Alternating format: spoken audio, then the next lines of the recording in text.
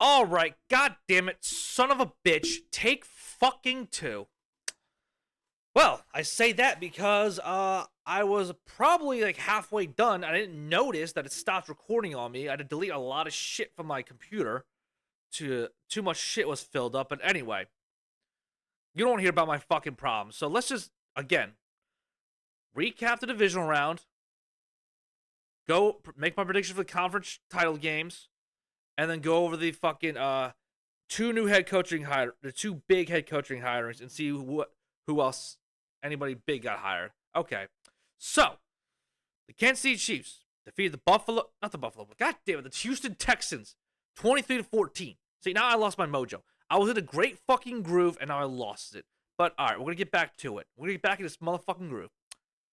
Special teams played a big role for the Kansas City Chiefs in this game. I don't remember off the top of my head if Houston had any turnovers, but if they did, that was definitely part of the reason why they lost, because this is the big theme of this weekend in particular, and just a big theme in playoff football in general. If you turn the football, god damn it, I have a fucking bug on my goddamn monitor. Sorry, but I got a goddamn roach on my goddamn monitor. Jesus Christ, I'm getting hit with all the fucking distractions today. The Kansas City Chiefs beat the Houston Texans 23-14. Oh my god. What was I saying?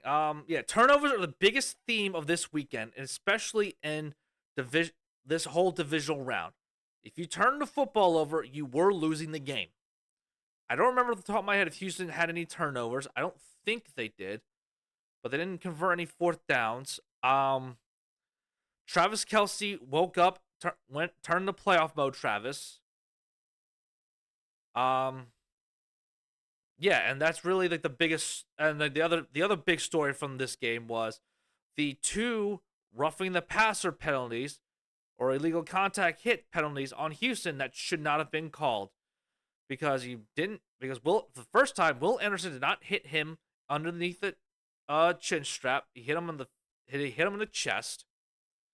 Yet they threw the flag anyway, and they hit him. The two players who were going after Mahomes, Mahomes slid late, and the players hit each other, and the refs threw the flag on the defense that time. Now, I'm not saying there's a conspiracy theory to promote the Chiefs winning a third Super Bowl in a row, but there's a conspiracy theory to push the Chiefs to have a third Super Bowl in a row.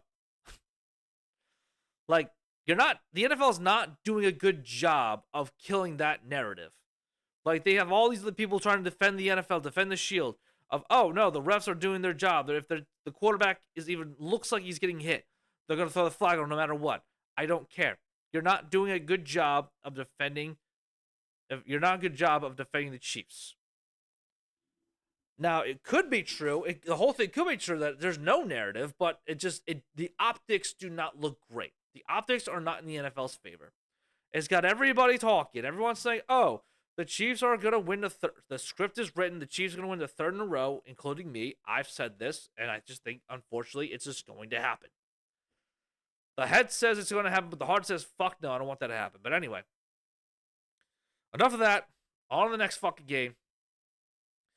The Detroit Lions got upset at home, lost to the Washington Commanders 45-31.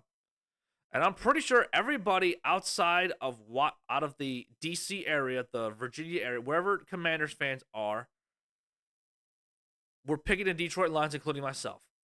I look like a fool, I feel like a fool, but like I just said not that long ago, the main theme of this weekend is do not turn the football over. If you turn the football over, you're going to lose. Jared Goff had 4 turnovers, and they had a horrible trick play to throw another interception by Jameis Williamson, or whatever his fucking name is. I always forget his fucking name, but that doesn't matter. Yeah, Jared Goff doesn't help you out whatsoever. Commanders got 5 turnovers, and that's how they won. That's how they won the game. And then also helps that Jane Dale's didn't turn the football over, and he's fucking balling, and he's going to be a problem in the NFC for the next decade. This year, I think it's just a magical run, and and I'm going to make my prediction now that the Eagles are going to beat the Commanders pretty handily. But they are going to be a problem for that next couple years. If they get more talent on Jane Daniels, there definitely will be a Super Bowl contender. And now, the Eagles game, the Snowball 2.0 in the playoffs. Saquon Barkley, Jalen Hurts had 2 runs early. Unfortunately, Jake Elliott doesn't know how to hit a goddamn extra point. Jake Elliott can hit field goals, but for whatever reason, he cannot hit. He did not know how to hit an extra fucking point in this game. But like I said, turnovers, biggest part of the game. Jalen Carter is the reason why we won at the end of the game. Saquon Barkley is the reason why we won at the beginning of the game. Without Jalen Carter, Saquon Barkley, the Eagles would not be this good. And I gotta give props to the Rams. They stayed in the game. They kept pace with us the entire time. The Eagles really should have blown this team away. A lot of missed calls, a lot of bad plays by us. But at the same time, we did it to ourselves. We can't be playing mistakes. We can't be having these mistakes in the football game. But props to the Rams, and especially big props, mad respect for Jared Verse. He was talking that talk all week, and he walked the walk. He had 2 of the Rams' 7 sacks. That was the Eagles' offensive line's worst performance I've seen in a really, really long time. We need to tighten that shit up, because I'm worried the Commanders are just going to take that idea and just fucking roll with it, along with what they did against Detroit. So, I mean, honestly, I'm not concerned about us beating the Commanders, but at the same time, it's still the NFC title game, and it's still anybody's ball game. Like, anything can happen in the playoffs.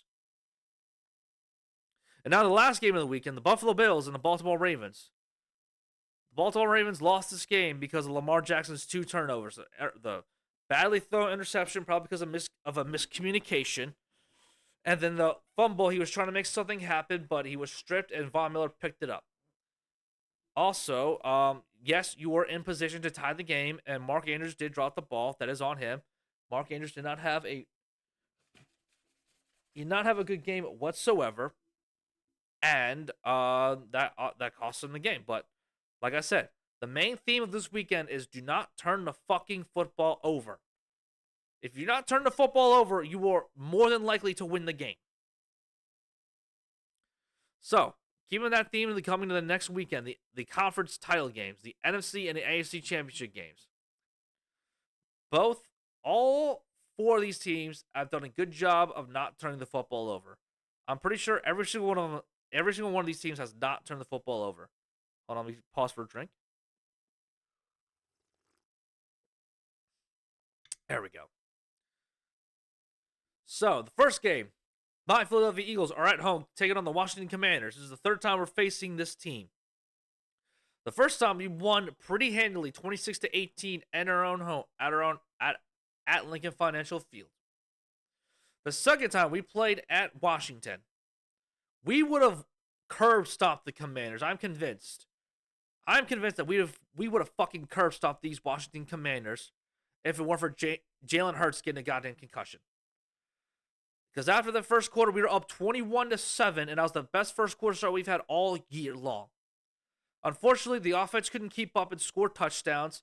We were able to settle for field goals, and the Commanders were able to take advantage of that, and more importantly, somehow commit 5 turnovers and somehow still win the game with Jane Daniels marching down the field, last-second touchdown to win them the football game. But you know what?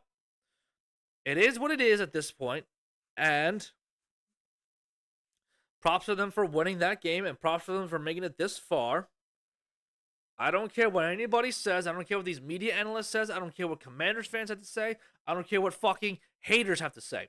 The Philadelphia Eagles will win this game and get back to the Super Bowl. We will be in Super Bowl 59, and I think we will win pretty handily. I'm going to say with a score of 34-20. I said 37-23 earlier, but I'm going to say 34-20.